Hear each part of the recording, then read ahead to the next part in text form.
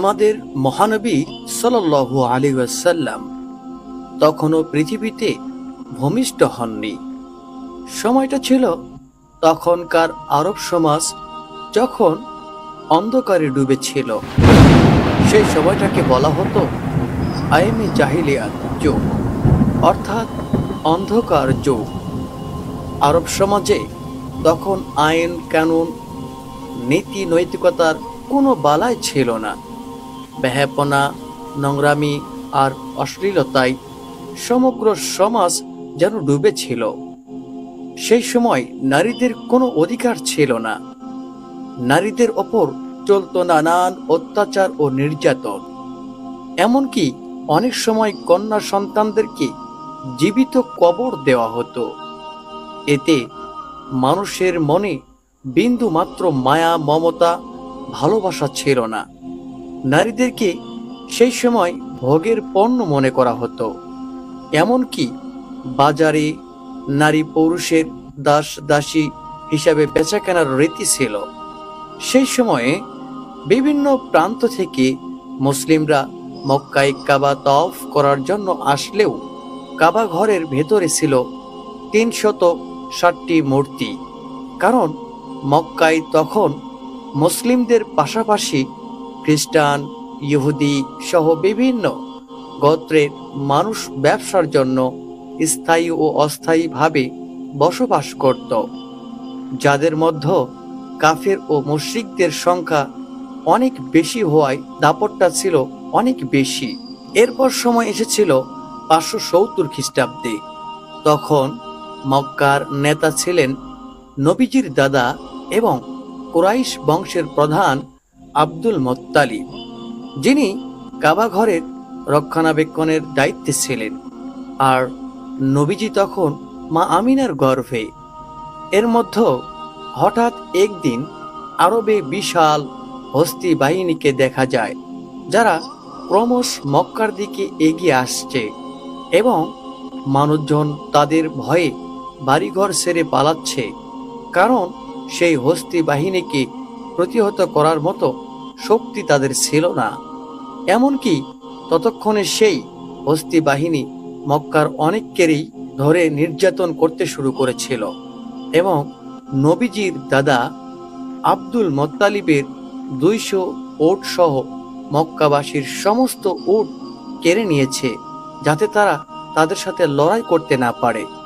ঠিক তখনই দেখা যায় নবীজির চাচা আবু তালিব এসে আব্দুল মুত্তালিবকে মক্কার পরিস্থিতি সম্পর্কে জানায় এবং বলে, বাবা, আমরা ওই হস্তি বাহিনীর সাথে বিবাদ করে পারবো না, বরং আমরা আত্মসমর্পণ করি।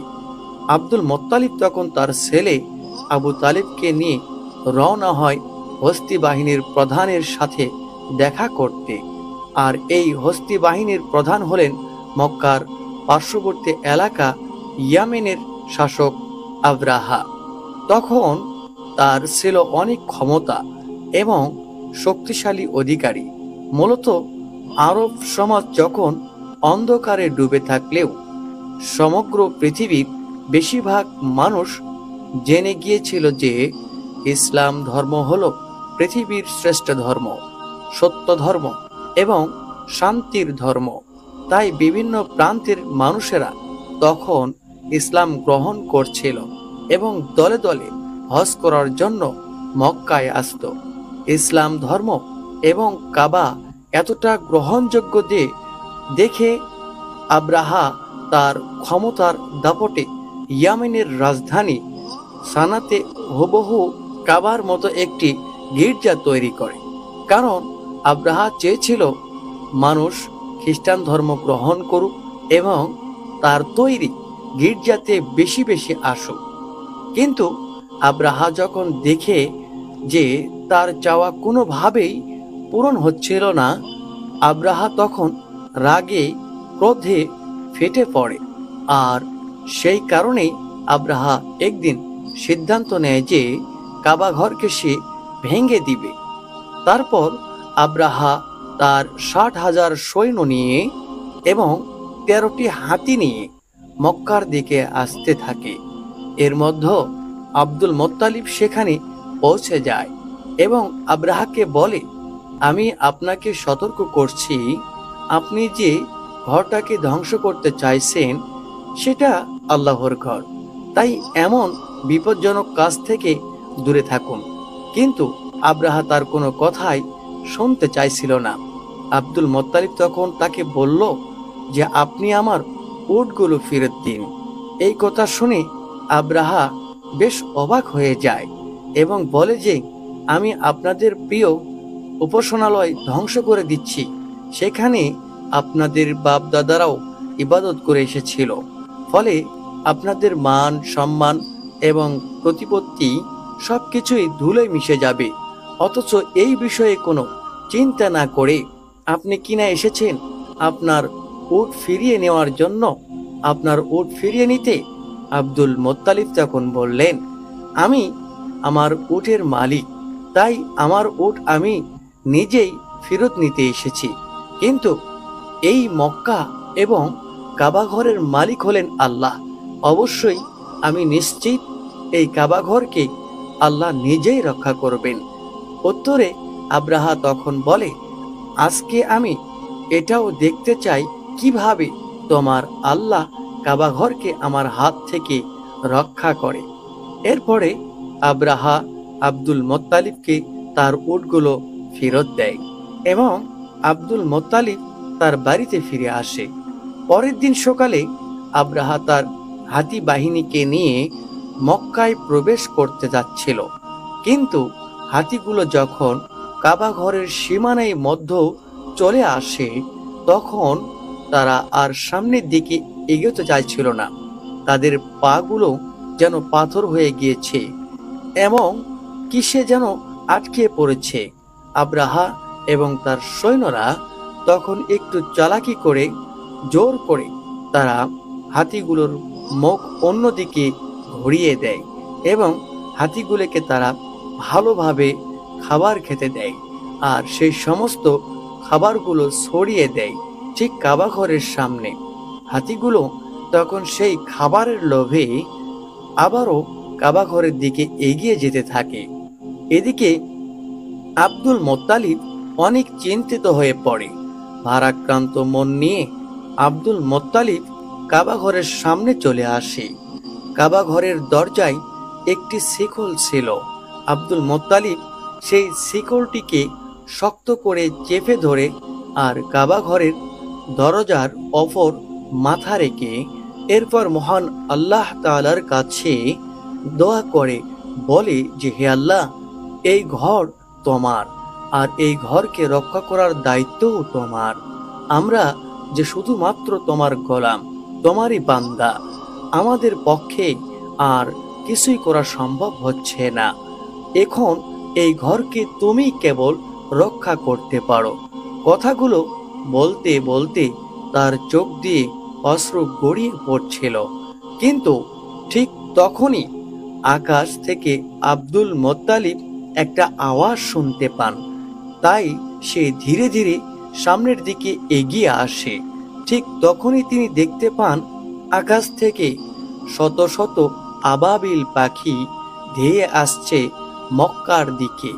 আব্দুল মোত্তালিব এই দৃষ্টিতে পাখিগুলোর দিকে তাকিয়েছিল এবং মনে মনে ভাবছিল, এটাই হয়তো আল্লাহর কাছ থেকে প্রেরিত রহমত, যেটা আজ কাবা ঘরকে রক্ষা করবে। তা না হলে এত আবাবিল পাখি কেন এখানে আসছে? আবার প্রতিটি পাখি কাছে 3টি করে পাথর ছিল। একটি পাথর ছিল তাদের মুখে আর বাকি 2টি পাথর ছিল তাদের পায়ে। আব্দুল মোত্তালিব দেখতে পায় সমস্ত আবাবিল পাখি কাবা শরীফ ঘিরে ফেলেছে, এমনকি তারা সেখানে কাবা শরীফ তাওয়াফ করছে। তখন তিনি বুঝে যায় যে পৃথিবীর কোনো শক্তি আজ কাবা শরীফকে ধ্বংস করতে পারবে না। এরপর সমস্ত আবাবিল পাখি ছুটে চলে যায় আব্রাহার হস্তি বাহিনী এবং সৈন্যদের দিকে। আব্রাহার সৈন্যবাহিনীরা আবাবিল পাখিগুলোকে দেখে অনেক ভয় পেয়ে যায়। তারা তখন সেখান থেকে পালিয়ে যাওয়ার চেষ্টা করে, কিন্তু ততক্ষণে সমস্ত আবাবিল পাখি তাদের সঙ্গে থাকা পাথরগুলো আব্রাহার হস্তি বাহিনী এবং সৈন্যদের ওপর পাথরগুলো বৃষ্টির মতো ফেলতে থাকে। ফলে দেখা যায় প্রতিটি পাথর সৈন্যদের শরীরে ভেদ করে ঢুকে যায়। এতে মুহূর্তের মধ্যে সকল সৈন্যদের ওপর পাথরগুলো বৃষ্টির মতো ফেলতে থাকে। ফলে দেখা যায় প্রতিটি সৈন্যর শরীর ভেদ করে তা ঢুকে গিয়েছে। এতে মুহূর্তের মধ্যে সকল সৈন্যরা মারা যায়। এমনকি আব্রাহারও এখানেই মারা গিয়েছিল। আল্লাহ তাআলা এই কাফিরদেরকে ধ্বংস করে দেয়। মহান আল্লাহ রব্বুল আলামিনের কুদরতের মাধ্যমে এই ছোট্ট ছোট্ট পাথর দিয়ে ধ্বংস হয়েছিল 60,000 সৈন্য এবং 13টি হাতি। এমনকি এই ঘটনার বর্ণনা দেওয়া হয়েছে পবিত্র কোরআনে সূরা আল ফিলে, যেখানে বলা হয়েছে, তুমি কি দেখনি তোমার প্রতিপালক কাবাঘর ধ্বংস করতে আসা হস্তি বাহিনীর সাথে কিরূপ আচরণ করেছিল? তিনি কি তাদের চক্রান্ত নস্যাৎ করে দেননি? তিনি তাদের বিরুদ্ধে পাঠিয়েছিলেন যাকে যাকে আবাবিল পাখি। তারা ওই হস্তি বাহিনীর ওপর ছোট্ট ছোট্ট পাথর নিক্ষেপ করেছিল। অতঃপর ওই হস্তি বাহিনী পরিণত হয়েছিল ভক্ষিত ভূষির ন্যায়। আর এভাবেই ওই দিন কাবাঘর রক্ষা করেছিলেন মহান আল্লাহ তাআলা। এই ঘটনার পর প্রায় 2 মাস কেটে যায়। এরপর আমরা একটি রাতে ঘটনা দেখতে পাই। মক্কাবাসীরা সেদিন নিজ নিজ কাজে ব্যস্ত ছিল। নবীজির দাদা আব্দুল মুত্তালিব সেদিন রাত্রে কাবা শরীফের ছাদের ওপর দাঁড়িয়ে ছিলেন। হঠাৎ করে সেদিন আকাশে তিনি প্রজ্বলিত আলো দেখতে পায়, যেটা আরব থেকে পূর্ব অঞ্চল সহ সমগ্র বিশ্ব ছড়িয়ে পড়ে। আলোকিত দেখে আব্দুল মুত্তালিব অনেক অবাক হয়ে যায়। এরপর তিনি দৌড়ে নিচে চলে আসে। এখানে তিনি দেখেন যে কাবা শরীফের ভিতরে বিভিন্ন পূজারীদের রাখা 360টি যে মূর্তি ছিল সেগুলি সব আপনা আপনি ভেঙে পড়েছে। এরপর তিনি কাবাঘর থেকে বাহিরে এসে দেখে যে কুফা এবং সিরিয়ার মধ্যবর্তী স্থানে পানি প্রবাহ শুরু হয়েছে, অথচ বহু বৎসর ধরে এখানে কেউ পানি দেখেনি। ঠিক তখনই আব্দুল মুত্তালিব তার ঘরের দিকে চোখ পড়ে। তিনি তখন দেখতে পায় আজকে তার ঘরের মধ্য থেকে অদ্ভুত এক ধরনের নূরের আলো বের হচ্ছিল, যেখানে এর আগে তিনি কখনোই কোনোদিন দেখেননি। আব্দুল মুত্তালিব তখন ধীরে ধীরে তার ঘরের দিকে এগিয়ে যেতে থাকে। কিন্তু যখন তিনি তার ঘরের দরজার কাছে পৌঁছায়, তখন তিনি দেখেন যে মা আমিনার কোল জুড়ে একটি ফুটফুটে শিশু জন্মগ্রহণ করেছেন, যার শরীর থেকে অসম্ভব পরিমাণের নূরের আলো বের হচ্ছে। এটা দেখে আব্দুল মুত্তালিবের চোখ দিয়ে পানি চলে আসে, কারণ সেই সময়ে আরবের অন্ধকার সমাজে প্রদীপের আলো হয়ে আসেন প্রিয় নবী হযরত মুহাম্মদ মুস্তাফা সাল্লাল্লাহু আলাইহি ওয়াসাল্লাম। পরের দিন আব্দুল মুত্তালিব তার নাতির আকিকার জন্য উট জবাই করে গরিব দুঃখী মানুষদেরকে খাওয়ায়। সেখানে তাকে সাহায্য করছিল তার ছেলে আবু তালিব। তখন সেখানে আবু তালেবের বড় ভাই অর্থাৎ নবীজির চাচা আবু লাহাব আসেন। তবে গরিবদের সাথে একসাথে বসে খেতে হবে বলে বাড়ির দরজা থেকে চলে যান। আসলেই আবু লাহাব অনেক অহংকারী লোক ছিলেন। অন্যদিকে মা আমিনার বুকে দুধ ছিল না, তাই শিশু নবী মুহাম্মদ সাল্লাল্লাহু আলাইহি ওয়াসাল্লামকে দুধ খাওয়ানোর জন্য একজন মহিলাকে ডাকা হয়। সে ছিল আবু লাহাবের স্ত্রী। তাই আবু লাহাব ঘরে ফেরার পর তার স্ত্রী তার সাথে তাকে দেখে অনেক রাগারাগি করে। কেন তার দাসীকে এই কাজের জন্য নেওয়া হলো। আসলে আবুল আহাবের স্ত্রীও অহংকারী ছিল। অন্যদিকে দেখা যায় ইহুদিরা একসাথে বসে কথা বলছিল। তারা বুঝতে পেরেছে কোনো এক বিশেষ শিশুর জন্ম হয়েছে, কারণ এই ব্যাপারেও তাদের ধর্মগ্রন্থে স্পষ্টভাবে উল্লেখ ছিল যে ফলে যেদিন রাতে প্রিয় নবীর জন্ম হয়, সেই দিন রাতের আকাশে সেই নূরের আলো দেখেই খ্রিস্টান এবং ইহুদি ধর্মগুরুরা যারা ছিলেন তারা বুঝে গিয়েছিল এবার সেই শিশু পৃথিবীতে আগমন করেছে। তবে ইহুদিরা বেশি চিন্তিত ছিল, কারণ তারা জানতে পেরেছিল যে কোনো ইহুদির ঘরে এমন শিশুর জন্ম হয়নি, তাহলে সেই শিশুটি কে হতে পারে। আর এই জন্যই তারা সেখানকার অনেক বাচ্চাকে কিনতে চায়, যেন সেই শিশুটি তাদের দলে আসে। এমনকি টাকার বিনিময়ে অনেক ভণ্ড মহিলা দায়িত্ব দেয় শরীরে কোনো বিশেষ দাগের মাধ্যমে শিশু নবীজিকে খুঁজে বের করার জন্য। একদিন দেখা যায় বাচ্চাদের নাম রাখার উৎসব চলছে। সেখানে বিভিন্ন বাচ্চাদের নাম ঘোষণা করা হচ্ছে আর সবাই মিলে আনন্দ করছে। এর মধ্যে সেখানে আব্দুল মোত্তালিব আসেন শিশু নবীজিকে কুলে নিয়ে তার নাম রাখার জন্য। আব্দুল মোত্তালিব প্রথমে সেই কালো পাথরে হাত রাখেন। তখনই দেখা যায় কাবার সেই দরজার হাতলটি দরজায় বাড়ি মারছিল আর শিশু নবীর শরীর থেকে নূরের আলো বের হচ্ছিল। আব্দুল মোত্তালিব তখন সবার সামনে জনসম্মুখে শিশুটির নাম ঘোষণা করেন মুহাম্মদ। এটা শুনে সেখানে থাকা বিভিন্ন গোত্রের মানুষেরা বলতে থাকে যে এটা আবার কি নাম, এটা তো আমাদের কোনো দেব দেবীর নামের সাথে মেলে না। আসলেই তারা আগেই কখনোই মুহাম্মদ নামটি শোনেনি, তাই সেখানে থাকা মানুষগুলো এটা নিয়ে বলা বলি করছিল। তখন সেখানে আবু তালিব সবার সামনে এসে বলে, হে লোক সকল, তোমরা থামো, এই শিশুটির নাম রাখা হয়ে গিয়েছে আর তোমরা কখনোই তা পরিবর্তন করতে পারবে না। এই বলে তিনি সবাইকে থামিয়ে দেন এবং সবাই তার সাথে সন্ধি মেনে নেয়। এরপর দেখা যায় আবুল আহাব তার স্ত্রী সেই দাসীকে ফেরত নিতে এসেছে যে শিশু নবীকে প্রথমবার দুধ পান করিয়েছিল। ফলে ক্ষুধার্ত নবীজি আর দুধ পান করতে পারছেন না।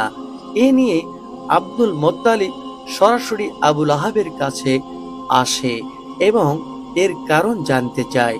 আবুল আহাব তখন বলে, ওই দাসীকে আমি আমার স্ত্রীর উপহার দিয়েছিলাম, তাই তার মালিক হলেন আমার স্ত্রী। এটা শুনে আব্দুল মোত্তালিব বললেন, তুমি মুহাম্মাদের চাচা হয়েও একথা বলছো, অথচ আমি তো সবসময় মুহাম্মাদের জন্য জীবন দিতেও প্রস্তুত। তবে আল্লাহই তো মহান, তাই শিশু মুহাম্মাদকে বেশি দিন দুগ্ধে কষ্ট থাকতে হয়নি, কারণ সেই সময় আরবের রীতি ছিল যে সন্তান জন্ম নেওয়ার পর তাকে দুধ পান করানোর জন্য এবং মরুভূমি থেকে দূরের মুক্ত আবহাওয়া লালন পালন করার জন্য তাকে বেদুইন মহিলাদের কাছে দিয়ে দেওয়া হতো এবং নির্দিষ্ট সময়ের পর আবার ফেরত নেওয়া হতো। আর আরেকটি কারণ ছিল বাচ্চাদের বিশুদ্ধ আরবি শেখানো, আর সব কিছুর জন্য বেদুইন মহিলাদের ভালো পরিমাণ অর্থ দেওয়া হতো। প্রতি বছরে একবার করে বেদুইন মহিলারা মক্কায় আসতো বাচ্চা দত্তক নিতে। এবারও অনেক দম্পতি মক্কায় এসেছে। এর মধ্যে একজন দম্পতিকে দেখা যায় তারা বেশ ক্লান্ত ছিল আর তাদের উটটাও ক্লান্ত ছিল, কারণ মরুভূমির উত্তপ্ত গরমের মধ্য দিয়ে অনেক দূরের পথ পাড়ি দিয়ে এখানে আসতে হয়েছে তাদের। তাই প্রথমে তারা বাধ্য হয়ে তাদের উটকে কম দামে বিক্রি করে দেয় এবং বাচ্চা খুঁজতে থাকে। তারা আসতে দেরি করায় ততক্ষণে সব বাচ্চা দত্তক নিয়ে ফেলেছে অন্যান্য মহিলারা। এটা দেখে তাদের মন কিছুটা খারাপ হয়ে যায়। এদিকে কসাই যখন তাদের উটটাকে জবাই করতে যাবে, ঠিক তখনই উটটা উঠে দৌড় দেয় এবং নবীজির বাড়িতে প্রবেশ করে। এটা দেখে ওই মহিলার স্ত্রী উটের পিছনে পিছনে নবীজির বাড়িতে প্রবেশ করে। তখন নবীজির মা আমিনা ওই মহিলাকে খুবই ক্লান্ত ও ক্ষুধার্ত দেখে খাওয়ানোর জন্য তাকে ঘরে নিয়ে যায় আর তার শিশু বাচ্চাটিকে দোলনায় শুইয়ে দিতে বলেন। মহিলাটি যখন তার বাচ্চাকে দোলনায় রাখতে যায়, তখন তিনি শিশু মোহাম্মদকে দেখতে পান, যার শরীর থেকে নূরের আলো চমকাচ্ছিল।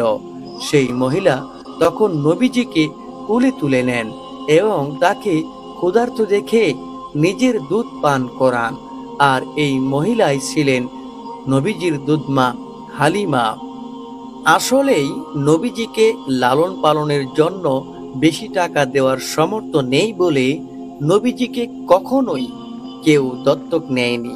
তাই নবীজির দাদা আব্দুল মুত্তালিব এবং মা আমিনা শিশু নবীজিকে লালন পালনের জন্য এই ব্যাপারে কথা বলেন হালিমা এবং তার স্বামীর সাথে। এই হালিমা এবং তার স্বামী তাতে রাজি হয়ে যায়। যদিও তারা জানতো এ ব্যাপারে তারা ভালো কোনো অর্থ পাবে না, এরপরও দেখা যায় মা আমিনা নিজে অনেক কষ্ট পেলেও নবীজিকে দুধ মা হালিমার কাছে তখন দিয়ে দেন এবং তাদেরকে 2টি উট এবং একটি গাধা দেওয়া হয়েছিল। হালিমা যখন নবীজিকে নিয়ে তার এলাকায় প্রবেশ করে, তখন সেখানে বৃষ্টি শুরু হয়েছে, অথচ এর আগে বহু বছর এখানে বৃষ্টি হয়নি।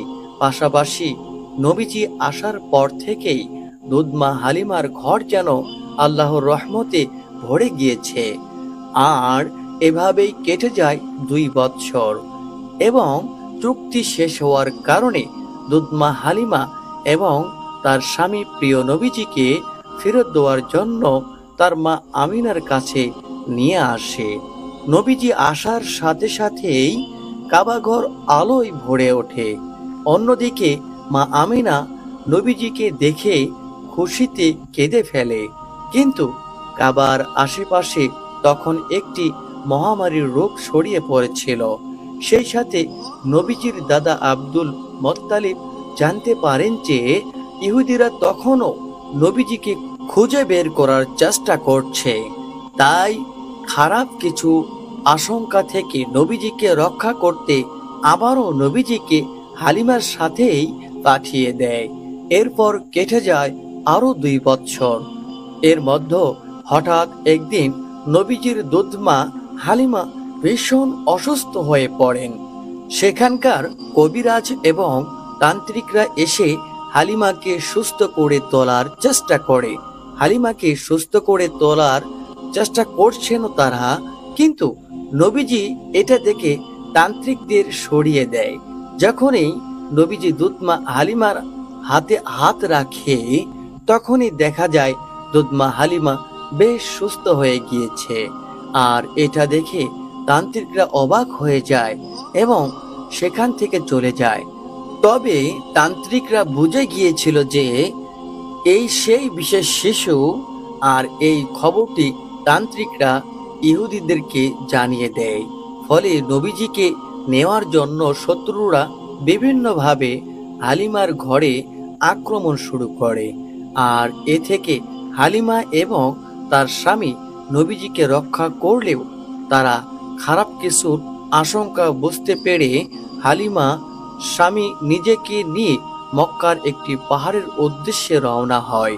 তবে এবারে বিদায় নেওয়ার সময় দুধমা হালিমার কান্নায় ভেঙে পড়ে। নবীজির দাদা এই খবরটি জানতে পেরে নবীজির কাছে চলে আসেন আর গুহার মধ্যেই দাদা নাতি কাটিয়ে দেয় প্রায় 1 বছরেরও বেশি সময়। নবীজি উপস্থিতিতে মরুভূমিতে তখন প্রাণোচ্ছল হয়ে উঠেছিল। এরপর একদিন মা আমিনা সেই গুহা থেকে নবীজিকে নিয়ে মদিনাতে আসেন তার আত্মীয় স্বজনদের সাথে দেখা করতে এবং তার স্বামী অর্থাৎ নবীজির পিতা আব্দুল্লাহর কবর জিয়ারত করতে। মূলত নবীজির জন্মের 2 মাস আগেই ব্যবসার কাজে আব্দুল্লাহ মদিনাতে এসেছিলেন এবং সেখানে অসুস্থ হয়ে ইন্তেকাল করেছিলেন। তাই মদিনাতেই নবীজির পিতার দাফন করা হয়েছিল। মা আমিনা এখানেই নবীজিকে তার পিতার সম্পর্কে বলতে থাকেন এবং নবীজির সাথে একটা ভালো সময় কাটাতে থাকেন। কিন্তু মাত্র 2 মাসের মধ্যেই মা আমিনা হঠাৎ অসুস্থ হয়ে পড়েন। আর এই অবস্থাতেই নবীজিকে নিয়ে মদিনা থেকে ফেরার পথে মা আমিনাও ইন্তেকাল করেন। ফলে মাত্র 6 বছর বয়সেই নবীজি এতিম হয়ে যান। তবে এই অবস্থাতেই ইহুদিরা নবীজির ওপর আক্রমণ করতে নবীজির চাচারা তাদেরকে প্রতিহত করেন। এরপর আবু তালেব নবীজিকে তার দাদা আব্দুল মুত্তালিবের কাছে মক্কায় নিয়ে আসেন। আব্দুল মুত্তালিব এবং নবীজি সবসময় একসাথেই থাকতেন। এমনকি কাবার রক্ষণাবেক্ষণ এবং মক্কায় হজ করতে আসা মানুষদের দাদার সাথে নবীজিও সহযোগিতা করতেন। তবে সেই সময় একদিন কাবা তাওয়াফ করার সময় আব্দুল মুত্তালিব হঠাৎ করে অসুস্থ হয়ে পড়েন। আর এই সুযোগেই নবীজির অহংকারী চাচা আবুল আহাব চায় কুরাইশদের নেতা হতে, কিন্তু কিছুদিনের মধ্যেই আব্দুল মুত্তালিব নবীজিকে তার চাচা আবু তালিবের হাতে তুলে দেয় এবং কিছুদিন পর নবীজির দাদা আব্দুল মুত্তালিবও ইন্তেকাল করেন। ফলে মাত্র 8 বছর বয়সেই নবীজি একেবারে একা হয়ে যান। এরপর চাচা আবু তালিবের সঙ্গে নবীজি মক্কাতে জীবন যাপন করতে থাকেন। সেখানে নবীজি ছাগল চড়ানো সহ বিভিন্ন কাজ করতেন। তবে একদিন নবীজি দেখেন যে নবীজির সেই অহংকারী চাচা আবু লাহাব সোয়াইব নামের একজন দাসীকে অন্যর কাছে বিক্রি করে দিচ্ছে, কিন্তু সোয়াইবের স্বামী সেটা না করার জন্য আবু লাহাবকে অনুরোধ করতে থাকেন, কারণ সে অসুস্থ ছিল। উত্তরে আবু লাহাব বলেন, আমার পাওনা অর্থ ফেরত দিয়ে দিলে আমি তাকে আর বিক্রি করব না। তখন পাশে দাঁড়িয়ে থাকা নবীজি চাচা আবু লাহাবকে বললেন, সোয়াইবকে আপনি ছেড়ে দিন আর আমি নিজেই আপনার অর্থ ফেরত দেব। নবীজির এই মহানুভবের কারণে সোয়াইব সেদিন ছাড়া পেয়ে যায়। মূলত সোয়াইব ছিলেন সেই মহিলা যিনি নবীজিকে সর্বপ্রথম দুধ পান করিয়েছিলেন। এরপর আরেক দিন নবীজি দেখেন যে একজন লোক তার কন্যা সন্তানকে জীবিত কবর দিতে যাচ্ছে, আর সেই সময় লোকটির স্ত্রী তার স্বামীর পায়ে ধরে কান্না করে বলতেছেন এটি না করার জন্য, তাকে অনেক অনুরোধ করছেন। নবীজি তখন শিশু বাচ্চাটিকে কোলে নিয়ে লোকটির কাছে আসেন এবং লোকটিকে বোঝান যে কন্যা সন্তান হলো পিতা মাতার জন্য রহমত স্বরূপ। নবীজির কথা শুনে লোকটির মন মায়া মমতায় ভরে ওঠে এবং তার কন্যা সন্তানকে নিজেই কোলে নিয়ে নেন।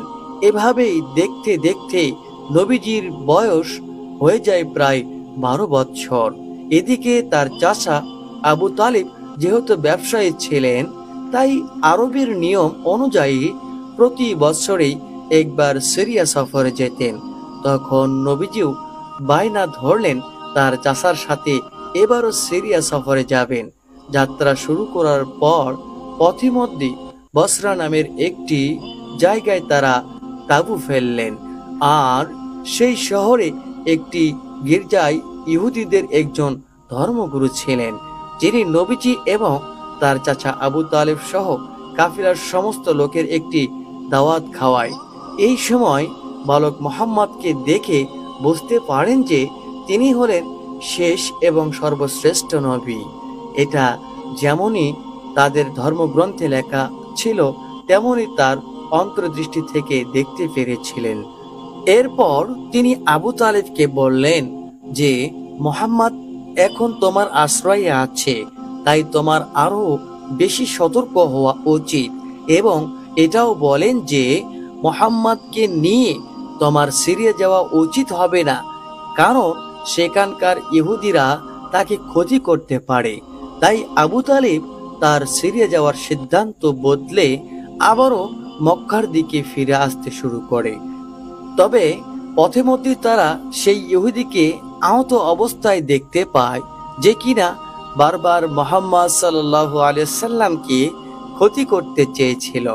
নবীজি তখন তার ঘোড়া থেকে নেমে সেই ইহুদির মুখে পানি তুলে দেয় আর তাকে সমুদ্রের একটি জায়গায় নিয়ে আসেন। সেখানে নবীজি দেখতে পান যে একটি মূর্তির সাথে শিকল দিয়ে একটি মহিলা ও দুইটি বাচ্চাকে বেঁধে রাখা হয়েছে কুরবানি দেওয়ার জন্য। আর অন্যদিকে সেখানকার জেলে সম্প্রদায়েরা পূজা করছে যেন তাদের দেবতা এই কুরবানি কবুল করে এবং জেলেদেরকে প্রচুর ধন সম্পদ দান করেন। কিন্তু প্রিয় নবী হযরত মুহাম্মদ সাল্লাল্লাহু আলাইহি ওয়াসাল্লাম সেটা দেখে সেই মহিলা ও বাচ্চাদের শিকল খুলে দিতে ভিতরে চলে যায়। কিছুক্ষণ পরে সেই ঢেউ থামার পর দেখা যায় প্রচুর মাছ সমুদ্রের ধারে এসে জমা হয়েছে। এটা দেখে জেলেরা অবাক হয়ে যায় এবং দ্রুত সেই মাছগুলো ধরতে থাকে। আর দূর থেকে এই সব দেখে সেই ইহুদি লোকটি অবাক হয়ে যায়। আসলেই আল্লাহ পাকের কাছে এটা নবীজির দোয়া ছিল। শেষ দৃশ্য দেখা যায় আবু তালিব বৃদ্ধ হয়ে গিয়েছে আর তিনি কাবার সামনে দাঁড়িয়ে মক্কার সমস্ত লোককে আহ্বান করছেন কোনো রকম দ্বন্দ্ব বিবাদ ছাড়া ইসলামের পথে ফিরে আসতে এবং শান্তিপূর্ণ জীবন যাপন করতে। কিন্তু তখনও সেখানকার কিছু নেতারা আবু তালিব এবং হযরত মুহাম্মদ সাল্লাল্লাহু আলাইহি সাল্লামকে মিথ্যা প্রমাণ করতে চায়। তবে মক্কার মানুষ ততদিনে পরিষ্কার হয়ে গিয়েছিল হযরত মুহাম্মদ সাল্লাল্লাহু আলাইহি সাল্লাম হলেন শেষ নবী এবং সর্বশ্রেষ্ঠ নবী। তাই তার ধর্ম হলো সর্বশ্রেষ্ঠ এবং সত্য ও শান্তির ধর্ম। প্রিয় দর্শক মণ্ডলী, আজকের এই ভিডিওটি আপনাদের যদি ভালো লেগে থাকে অবশ্যই আমাদের চ্যানেলটি যারা এখনো সাবস্ক্রাইব করেননি আমাদের চ্যানেলটি সাবস্ক্রাইব করবেন এবং অবশ্যই কি ধরনের ভিডিও পেতে চান তা কমেন্টে জানিয়ে দিবেন। ভালো থাকবেন, সুস্থ থাকবেন। দেখা হবে অন্য একটি ভিডিও নিয়ে। আসসালামু আলাইকুম ওয়া রাহমাতুল্লাহি ওয়া বারাকাতুহু।